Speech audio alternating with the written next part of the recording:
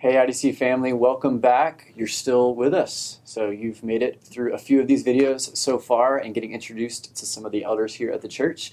And we have the distinct privilege today of having Manny Prieto join us, one of our lay elders here at the church. And so you guys are going to get to learn a little bit more about his story, some of his family history, and then some fun facts at the end. And so as a lay elder, how long have you been serving now? It'll be 7 years this year. 7 years, yeah. It's wild that I've been alive long enough to do anything for 7 years. Yeah, that's great. So 7 years, does that mean that you were here at the start? I was. Okay. Yeah. So I joined the core team at the very end of the core team. I joined as late as you could join the core team and still say I was on the core team. And Yeah, so you still got your badge? I got my badge. Yeah. The retirement plan that comes later. Yeah, all those perks. Yeah. Man, things we didn't even know about. Excellent. Awesome. Well, excellent. Yeah, we'd love to just dive in. And so the way we like to start is really just like to hear kind of your testimony, your story of how the Lord has worked in your life. And so if you could just share with us how you came to know, believe in, and follow Jesus Christ. Yeah, I'd be happy to. So I grew up in a Christian home. My parents were never married, but both my parents were believers. And so my mom raised me in a Pentecostal church. Mm-hmm. So that's a fun fact about me. I grew up Pentecostal. She was diligent in sharing the gospel with me from an early age. And so really, I think I trusted in the Lord at an early age. I don't know when that was, but I grew up in a Pentecostal church. At some point, so I was baptized in middle school, and by that point, I was pretty certain that I believed. I'm a Christian. This is what I want to do. But as I got older, actually, the Pentecostal church that we were a part of, the doctrine was increasingly unorthodox, to the point that when I got to high school, I just had a crisis because this is the only church I've ever known my whole life. And at this point, I'm old enough that I'm reading the Bible for myself. I'm kind of listening to the sermon and reading the text. I'm like, what do I know? It doesn't sound like what you're saying is actually what's in here. And so I just had a crisis, in my high school years, and really questioned, am I maybe not a Christian? Because this is the only Christianity I've ever known, and I'm reading the Bible and it's not syncing up. Obviously, I'm missing something. Does this mean I'm not a Christian? And so the Lord was faithful through that, through some relationships I had with some friends. I ended up, I'm paraphrasing, this was a very long process, but ended up visiting a Southern Baptist church as I'm soul searching. And so by the time I'm leaving high school, starting college, I stayed home for college, ended up at a Southern Baptist church where I realized the things that I'm wrestling with this Pentecostal church, where I feel like they're not really teaching what I think is in the Bible, turns out Southern Baptists believe all those things that the Bible's teaching. And so I discovered, I guess I might be a Southern Baptist, convictionally. What a surprise. What a surprise, yeah. And so the Lord was so faithful. That was a dark season, really, So I'm wrestling with these things. There's anger in my heart about not knowing how these things all fit together. There's rebellion in me.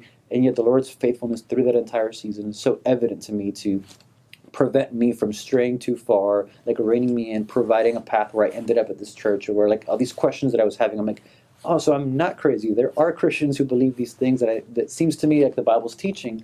And so anyways, the Lord used that. I ended up at a Southern Baptist church, and then in the process of growing in that Southern Baptist church, what it felt like for the first time, things were syncing up, right? I had believed this gospel, and now what I'm hearing from the pulpit is matching up with what I'm reading in the scriptures. And so you can just imagine life happening within me, this growth. I felt the Lord in that season also called me to prepare to teach other people the Bible. And I didn't know what that meant. I tried to bargain with the Lord at some point and say I'll just listen to some Piper sermons and read some books. And, I can lead a Bible study. That's good, right? And really got a sense that the Lord was calling me to pursue seminary, and that's how I ended up here. Okay. Yeah. So really, I think the Lord saved me at an early age. And preserved me through this teenage angst and not knowing, is Christianity the Pentecostal church, or is there more to it? What am I missing here? His faithfulness was so evident through that for me. So praise God for that. Absolutely, amen to that. That's great. So you ended up at seminary, kind of brought you up to the North Carolina area from Miami. Yes. I believe it was. Yeah. And so 2011 came in at the end of the core team. Is that kind of when you arrived in the area? Okay, excellent. And somewhere along the way, a family kind of came about. And so share with us a little bit about how you and Jillian met, how kids came about, and really how even foster care and those sorts of things played in. Yeah. Your story. Yeah, happy to. Right, so I moved here in 2011. My wife, Jillian, moved here at the same time. We didn't know each other. She's from the Atlanta area, and I'm from Miami. Mm-hmm. So we moved here to go to Southeastern and actually met through IDC. And so at that time, as you can imagine, IDC was much smaller than it is today. And so my roommate was friends with her roommate, and one Sunday after church, I think we went to Taco Bell, if I recall correctly. Taco. And that's where I met Jillian, at Taco Bell, that really romantic spot, really set the tone for the rest of our relationship together. So that's where we met. Did you give her one of the hot sauces that had like the the fancy the comments? cute little flirty hot sauce? Uh-huh. I just snuck it over there. I was like, hey, I'm from Miami. This is culturally appropriate. Yeah. So we met. We became friends throughout that first semester of seminary. And we actually went on our first date right before she left for the Christmas break. Mm-hmm. We went on our first date. It was great. We talked, texted, FaceTimed, all these things during the break. She came back. We went on our second date. And by the time we went on the second date, it was just like very clear that we were both way too immature to be pursuing like a meaningful relationship with each other, and we're just like bickering, and we were great friends, but when we tried to do the dating thing, it just started falling apart. We're like, you're kind of annoying me right now, and I don't know how to react to you, and so I ended up ending things with her, and this is just like a funny story about the early days of IDC, but we broke up after 2 dates, and there was a major miscommunication about what a breakup meant between Jillian and I. And like I said, IDC was really small, so the tension between us having broken up was just, there were ripple effects, right? Like, there's not that many people at IDC, and so everybody knew these two people broke up, and it's kind of weird that they broke up because things aren't the way that they should be. Yeah. And so that was super awkward, but testament to the Lord's provision during that season. So she started meeting with Shauna Sigmund for discipleship, and I started meeting with Matt Sigmund for discipleship, kind of like separately. Yeah. Which is funny because obviously they're married to each other, and now we are too. But we started meeting with them for discipleship. I realized I've got a lot of maturing to do. I don't know what I'm doing. I don't. I'm just a kid, in a man's body. And so I started meeting with Matt. Matt was super helpful to me and just kind of like putting the pieces together and maturing and learning how to be a man. And she did something similar with Shauna. And so at the end of Lent that year, a bunch of people from IDC went to the park after Easter Sunday service. Everybody had homework to do, I remember, because everybody was in seminary, it seemed like back then. And so we're at the park doing homework, and she was there. And so we just started talking, like as if nothing had ever happened. We just started a conversation, friendly, and it was great. And I remember leaving from the park that day and just thinking, she is pretty great, isn't she? And I have been pretty immature, haven't I? And so I remember going back to Pastor Matt and just being like, Matt, what do I do in this situation where I think I've made a mistake by breaking up with Jillian because she's wonderful and I was just too mature to realize it? And so, Matt showed me the way. He pulled out, Matt Sigmund's rules to dating and love, and it's a bestseller in it's some a bestseller. countries. Yeah, it's out of print now, but you got to find it. Yeah, and so, anyways, I'm belaboring the point. We ended up dating a second time. Yeah. It went much better because we had both matured and grown in all the ways that we needed to. We got married after, we dated for about 1.5 years. We were engaged for, she's going to kill me because I don't remember the dates exactly, but about like 6 months. Yeah, that sounds right. Yeah. And we got married on April 13th of 2014.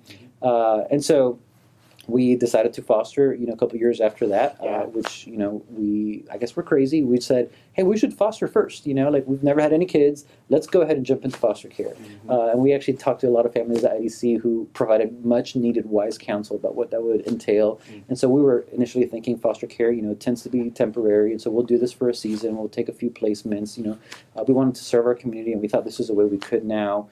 And the Lord in His providence, our first foster care placement ended up being our 2 oldest daughters today. We adopted them out of foster care. That's awesome. And then have had 2 biological daughters as well. So we've got 4 kids. Mm-hmm. They're all girls. The oldest is in kindergarten. The youngest is 9 months old. So they're all babies, one of them goes to kindergarten, but they're all babies, know. And so it is, it's intense at home. Just a lot of feelings. A lot of energy. Yes. Yeah. Yes. So much energy. And I'm, this is the most talking I do in conversations like this.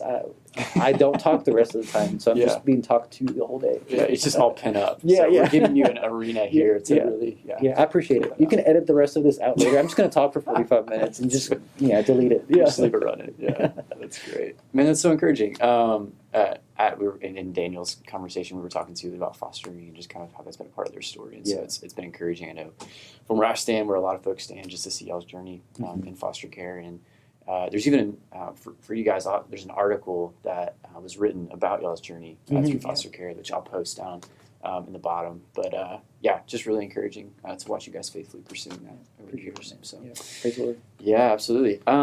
So, been at IDC for a long time now, since the beginning. What is your favorite thing about the church? Man, I would honestly say what I have most treasured about this body, and there's a lot to treasure, but what I've probably most treasured is the community aspect. I jokingly shared about my time with Sigmund, our process of dating and breaking up and dating again and getting married, the process of considering foster care and then actually doing it. In all of that, I see the Lord's grace so evident through this church and the community that was around us, to navigate things like an awkward breakup in a small church plant and dating, to navigate just like the consideration of should we foster, like what are we not thinking about, is this a good idea, bad idea, and then doing it and feeling like the love and support of the church to walk alongside us through that process. That's just been such a clear evidence that the Lord is at work. We have felt the embrace of the Father through the community in so many ways, and I think that's just really special. I think it's clear that the Lord is at work in that way, and that's not to say that the community is perfect, right? Like every community is imperfect. Myself as a part of this community included, I do not do community perfectly, but it's so clear that the Lord uses and works through people in this body in that way. And I could talk for an hour on that, but that I think is perhaps what in my mind stands out the most, is praise the Lord for this, for equipping the body in this way, because we've felt the blessings of that in so many ways, walking through all these life stages that I think if not for the love and support of the community, living out, the gospel commands, and bringing us alongside, I don't know where we would be. It's one of the ways that the Lord has blessed us so greatly. So that's great. Yeah, that's really encouraging to hear. And serving as a pastor now for over 7 years, you've had plenty of opportunities to walk alongside people, even preach. I know even recently, and so served in a lot of different capacities as a pastor. And so, what do you kind of find the most joy in when it comes to serving in pastoral ministry? What aspect of it? I really, I think Seth said the same thing, but I really enjoy the membership interviews, which, on paper would not seem like the thing that would be the most enjoyable thing, but it is so life-giving to welcome new people into the community that are kind of going through the process. And, as I share, I've been so blessed by the community that getting to be one of the folks that welcome somebody new into that is a huge blessing to me. Getting to hear how the Lord has brought people from different places, different life stages, different experiences, how He has saved them, brought them into His people, and then specifically brought them here to this local body is pretty amazing. So I really enjoy that. I really enjoy in overseeing my growth groups. In the pre-pandemic life, when I was able to be around them a lot more, without so many restrictions, it's just wonderful to be with them. And so I love to hear from people what the Lord is doing, how they're growing, what their challenges are. I'm an introvert, and so it seemed like that wouldn't necessarily jive. And so I've just been so encouraged by how much I enjoy that aspect of pastoring, despite the fact that I get to a social situation, I'm what do I do with my hands now? Wow, I should have thought about this before I got here, that despite that, it is so life-giving to me to hear from people, to be able to share the scripture with them, to be able to pray with them, to know how to pray for people. I love that. So the interpersonal part of pastoring where the sheep, I find that really life-giving and thoroughly enjoyable. So if I'm ever visiting your growth group and I'm standing there awkwardly like this, it's just that guy's socially awkward, but he really loves being here, just tolerate his awkwardness. And you'll have talking points after today. So. That's great. Fantastic. So there's a small portrait of Manny, some of his background and time serving here at the church. And so we now move to the lightning round. Okay. Do you have a buzzer? Do I have to buzz in? We don't. I forgot to bring my my copy of Taboo and pull out the little buzzer thing that you shaved with as a kid. Yeah, Anyways, that's right. Sidebar. Okay, so let's start out with a random skill that we might not know about. Random skill. I am a pretty decent cook. Yeah, I'm probably not going to open a restaurant anytime soon. Yeah. But I do most of the cooking at home because I really enjoy it. Like I know my way around the kitchen. I can't cook everything, but I can cook a lot of things, and they taste pretty good. Yeah. So that's a. If you need somebody to cook something in a pinch, I'll make something. Yeah. Yeah. Okay. On that note, favorite food? Maybe to cook, maybe to eat, either or. To eat for sure, Cuban food. So I'm from Miami. My dad is Cuban, and so I grew up like 3 meals a day were Cuban food, and so I love Cuban food. Yeah. It's amazing that I don't weigh more than I do, but yeah, it is. I love Cuban food. I'll stop there. I love Cuban food. Let's talk about it some other time. Yeah. Excellent. Favorite movie? Oh, man. Okay, so if you ask Jillian, she would tell you that from her perspective, I have terrible taste in movies. Okay. I think I have very refined taste in movies. I really like all kinds of movies. Mm-hmm. They can be good, they can be bad. I just love movies. So I'll pick something that... The Tree of Life. Yeah, by Terrence Malick. Yeah, it's not for everybody. It's long. There's not a ton of plot. It's got some spiritual themes. I love that movie. Honestly, Jillian hates it. Right about, maybe you've seen it, maybe you haven't. I don't think this will spoil too much, but there's a scene with dinosaurs in it. That's the scene that comes to my mind when you said Tree. Yeah, which dinosaurs make any movie better, but Jillian felt like dinosaurs made this movie worse. And I was like, no, what are you talking about? Yeah, so I love that movie. It's a very unique one. It is. Anything Terrence Malick, really. Yeah, is kind of in that ballpark. Yeah, definitely. Excellent. Your dream job? Okay, dream job. Jesus Juke answer. I would love to be a pastor full time. It is. I really enjoy it. Obviously, but if I could also have another job. Some other ones that come to mind. Astronaut would be pretty cool. Just do space things during the day and then come back, preach a sermon, in the evening or something. That'd be, so you have a bivocational. Yeah, bivocational. Guys, sorry I'm late to preach a sermon, but the reentry kind of took a turn there. Yeah. The first astronaut pastor bivocational. Live stream the sermons from the moon. Man, we can do anything now. We've been through a pandemic. Yeah, we can live stream anywhere. Yeah, so I did want to be an astronaut when I was a kid until I figured out you have to know tons of math. And I don't know that much math. Well, being in Miami, Cape Canaveral is just up the coast. Yeah, so did you ever get to see an actual launch? I never got to see a live rocket launch because it never worked out with my parents' schedules. But I did go to Kennedy Space Center a good bit, and that was for me more enjoyable than Disney. So that's how nerdy I am. Yeah, excellent. So speaking of things that you might be able to nerd out on, you play guitar. Yeah, I do. For those who are newer, kind of to the church before the pandemic, when we have kind of a full band set up, Manny's up there occasionally playing guitar. Maybe more than occasionally. That's underselling. And so I know you can nerd out on some things in that realm. And so we'll start out with just favorite band or musical artist of all time. Yeah, that's hard. It's impossible. It's impossible. I like a lot of music. Really love Bob Dylan, which is kind of a weird one. Favorite album? Freewheeling, Bob Dylan. Okay. Yeah. So way back in the day, Bob Dylan. Really enjoy that. I love Radiohead. Love Arcade Fire. I love the Beatles. I love a lot of music. It's hard to pick just one because, as your moods change, you're like, this album's not doing it for me today. So, yeah. So early Arcade Fire, more than late. I like all of it. You like all of it? Yeah. Okay. Yeah. So some people. Diehard fan. Yeah. So some people are like, this band was cool, and then they got uncool. Yeah. That's how I am.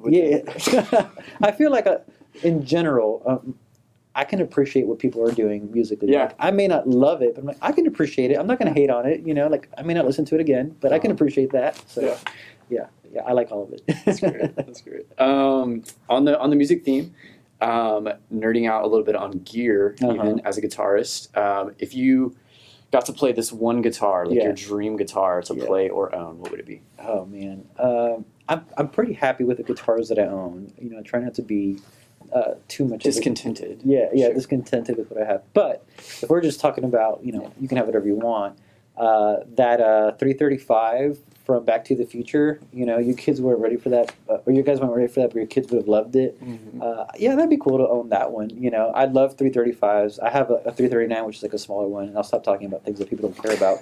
But that one's just it's awesome, and it's in a movie. So you know, if you're going to own something, while we're on the subject, might as well own that one. This movie, this guitar's in Back to the Future. Yeah, it's an iconic one. Yeah, tied to that scene. So, yeah, that's excellent. Man, I could ask you a lot more questions about things you can nerd out on. Yeah. This has been great. Yeah. Really, really appreciate it. Let's end it there for everyone else's benefit. Yeah, well, if we ever do post sort of like, you know, special subscriber things, we can nerd out on some other stuff. So, That sounds great. Hey, really appreciate you joining us, man. Yeah. It's great. Great to be here. Yeah, great getting to learn more about your story. Guys, you have been so great sticking around, hanging out with us, and so we will look forward to seeing you next time.